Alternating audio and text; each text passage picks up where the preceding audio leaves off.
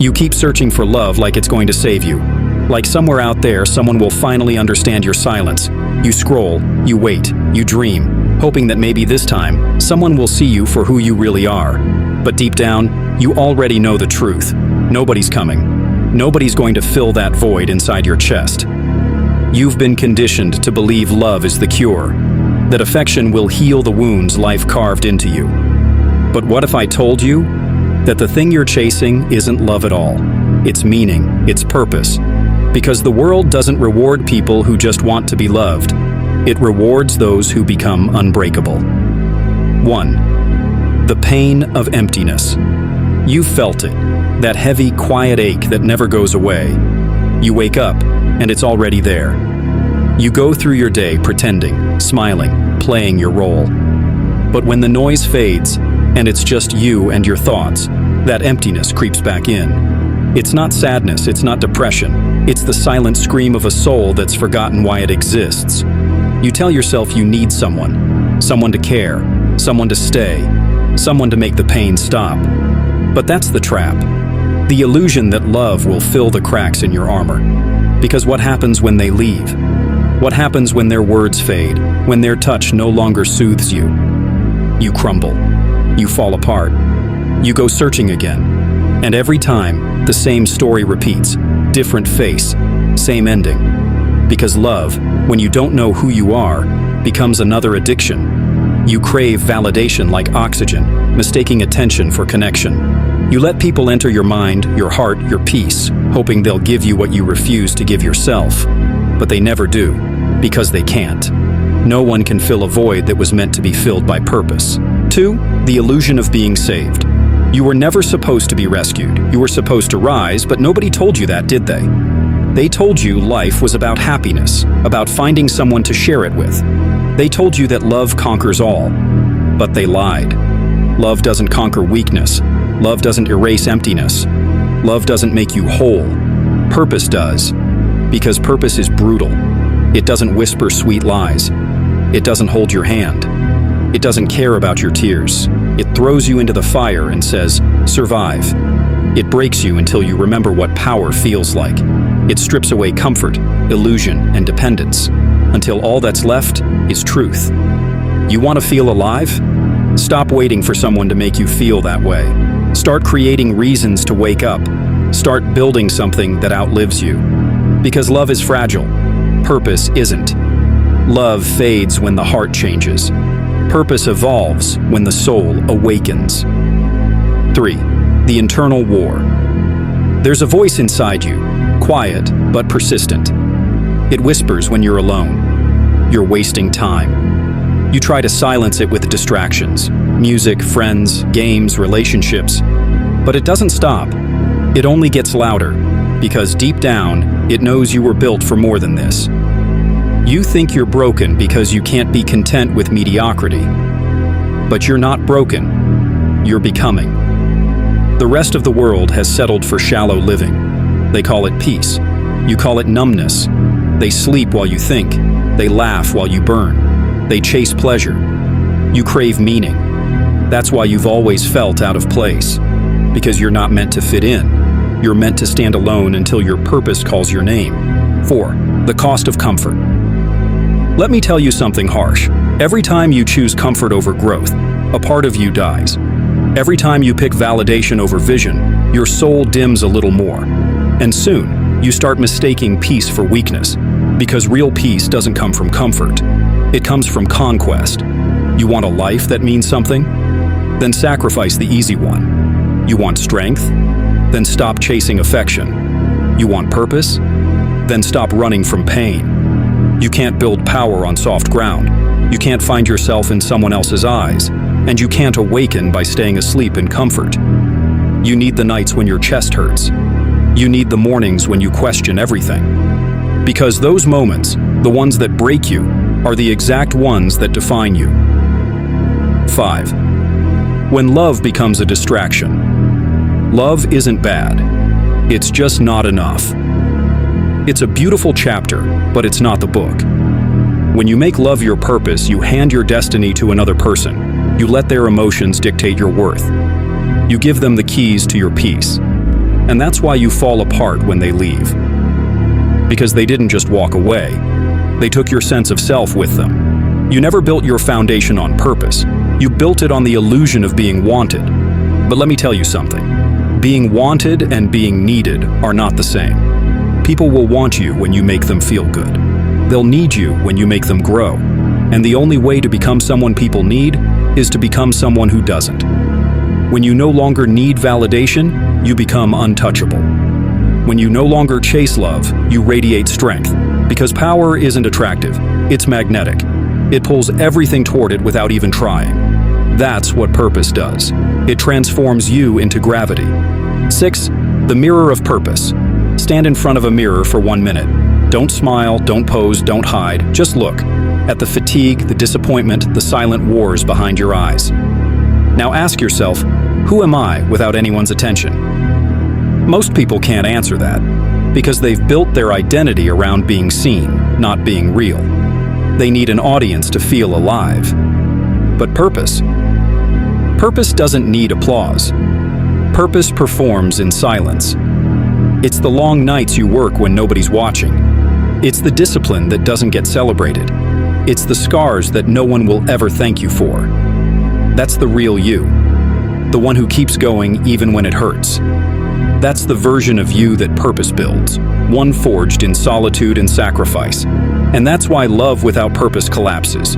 Because love seeks comfort. Purpose seeks truth.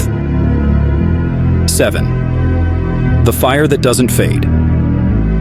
Purpose doesn't fade when people leave. It doesn't change when the world ignores you. It doesn't care who stays or who doesn't. Because it's yours. It's the only thing nobody can take. It's the voice that whispers, keep going. It's the reason you stand up again when life hits you. It's the mission that makes every scar worth it. And when you finally start living for something greater than love, you start realizing love comes after, not before. Because real love isn't found in need, it's found in power. You don't chase it, you attract it through your strength, your conviction, your fire. Love becomes a byproduct of your purpose, not the foundation of your existence. I storthoy the calm before the storm. There will come a point when silence feels heavy, when isolation becomes unbearable. You'll question everything, your worth, your progress, your destiny. That's the breaking point. That's the test every warrior faces before transformation. The weak call it loneliness, the strong call it preparation. Because in that silence, something ancient wakes up inside you. A voice that says, you were never meant to be saved. You were meant to become the savior of your own soul. That's where purpose begins. Not in love, not in validation, in solitude. Because solitude is the birthplace of strength. When you stop needing people, you gain clarity. When you stop chasing affection, you gain focus. And when you stop begging to be understood, you become unstoppable. That's what Itachi understood. He walked through life misunderstood, hated, isolated. But he had one thing the world couldn't touch: purpose. That's why he endured. That's why he transcended. 9. The first spark of purpose. Purpose doesn't appear all at once. It begins as a whisper, a quiet pull towards something greater. Maybe it's a dream, a vision, a goal you can't explain. It feels distant, impossible, almost foolish. But that's how it starts for everyone. You don't need to have it all figured out. You just need to stop running from it. Because the moment you commit, truly commit, the universe rearranges itself around your decision. That's the power of purpose. It bends reality. The same people who doubted you will question how you changed. They'll say you were lucky. They'll say you found yourself. But they'll never understand the nights you bled for it. They'll never see the emptiness you had to destroy to find your meaning. Purpose is born in chaos. It's carved from pain. It's the fire that burns in silence when the world forgets your name. 10. The awakening listen. You don't need love right now. You need fire. You need discipline. You need something that makes you wake up at 5 a.m. when no one else will. You need a reason so powerful that it drowns out the noise of weakness. You've been searching for someone to heal you, but maybe you were never meant to be healed. Maybe you were meant to become the healer, not of others, but of yourself. Because one day, you'll look back at this emptiness and realize it was never a curse. It was a call to rise, a call to create, a call to build something that outlives every temporary emotion. That's what purpose is. It's not peace. It's not comfort. It's war. The kind you fight every single day against the old version of yourself. And that war is holy. Because when you stop needing love and start living for purpose, you stop begging for meaning and start becoming it. You become fire. You become inevitability. You become the kind of force this world was never ready for. And that's only the beginning. You felt the void. Now comes the war. Because once you stop chasing love, once you stop begging to be seen, something inside you shifts. You begin to feel it. The quiet rage of everything you've buried. The pain, the disappointment, the betrayal. It all starts to surface. And that's the part nobody talks about. When you finally stop running, when you finally face yourself, it's chaos. Because purpose isn't peace, it's destruction. It's tearing down everything you used to believe about who you are and who you need. This is where most people quit. They run back to comfort. They crawl back to love, to validation, to the familiar pain that kept them numb. Because facing yourself, truly facing yourself, is the most terrifying thing you'll ever do. But not you. You didn't come this far to fall back asleep. When the old you fights back. The moment you decide to change, your past will fight you. Every weakness you ever fed will rise like a ghost. It will whisper, "You can't do this. You're not ready. You've failed before. You'll fail again." And maybe it's right. Maybe you will fail again. But this time you'll fail forward. This time you'll bleed for something that matters. Because growth doesn't feel like victory. It feels like death. You're killing parts of yourself. The lazy one, the insecure one, the people pleaser, the one who needed love just to breathe. You're burying them all. And funerals hurt, even when it's your own weakness you're burying. That's why people quit on transformation. They think becoming strong will feel empowering. It doesn't, not at first. It feels like loss. It feels like standing in the ashes of who you were, wondering if it was all worth it. It is, every second of it. Because the old you was built for survival. The new you is built for dominance. 2. The war zone of the mind. You think the hardest battles are fought outside, against enemies, haters, doubters. But the real war happens in silence. It's the war between your discipline and your desire, between what you want now and what you want most, between comfort and calling. That's where warriors are made. Because every morning you wake up, you have two choices. Go back to sleep and dream, or wake up and chase the dream. And it sounds simple until the fatigue hits, until the motivation fades, until the voices in your head start screaming, "What's the point?" That's when purpose separates the strong from the weak, because the weak need a reason to move. The strong move until they find one. You don't wait for the right feeling. You become the feeling. You don't wait for the mood to work. You work until the mood changes. That's the difference. That's what Itachi embodied. Discipline over emotion, mission over desire. Because emotion is temporary. Purpose isn't. 3. Pain is your compass. You keep trying to avoid pain, as if peace exists without it. But let me tell you something. Pain is the only thing in this world that tells you you're still alive. It's the language of growth.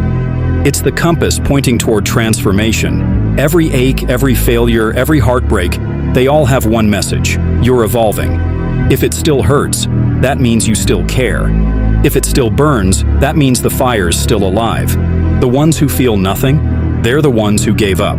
They're the ones who chose numbness over greatness. But you feel everything. That's your gift. That's your signal that you're still in the fight. So don't curse the pain. Study it. Because pain doesn't just destroy, it instructs. It tells you where you've been avoiding truth. It tells you where you still have something to fix, something to build. And the moment you start respecting pain instead of running from it, you become unstoppable. 4. The mirror of accountability. There's a point where excuses stop working, where you realize the world doesn't care about your story, your scars, or your reasons. It only respects results. And that realization cuts deep, because you've been conditioned to think someone will understand. That if you explain your pain well enough, people will finally treat you gently. They won't. You can tell the world how much it hurt and it'll still move on. You can tell them how unfair it was and they'll still go to sleep. So what now? Do you keep talking about what broke you? Or do you start building something out of the ruins? Because no matter how much you explain, nothing changes until you do. Stop telling people your plans. Stop justifying your pain. Just work, quietly, ruthlessly, until the results speak the language your words never could. That's how warriors talk. Not through noise, but through action.